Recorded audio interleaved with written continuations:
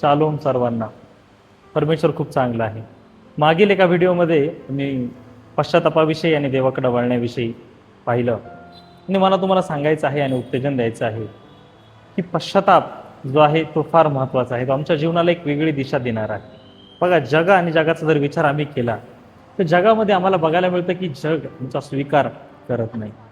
अनेक गोष्टींमध्ये जग जे आहे ते आम्हाला धिक्कारतं, नाकारतं आणि आम्ही विचार करतो की आम्ही जावं तर कुठं जावं आणि आम्ही करावं तर काय करावं आणि काय करावं याविषयी मी मागील व्हिडिओत बोललो की पश्चाताप करा.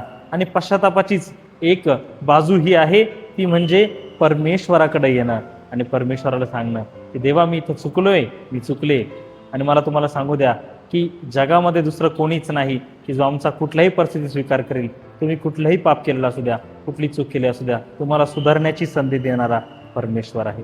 जग आम्हाला दोष लावेल, जग आम्हाला धिक्कारील, नाकारील, आमचा स्वीकार करणार नाही. परंतु परमेश्वर फार चांगला आहे, तो प्रेमळ आहे. त्याच्यासारखं प्रेम आम्हावरती दुसरं कोणी करू शकत नाही.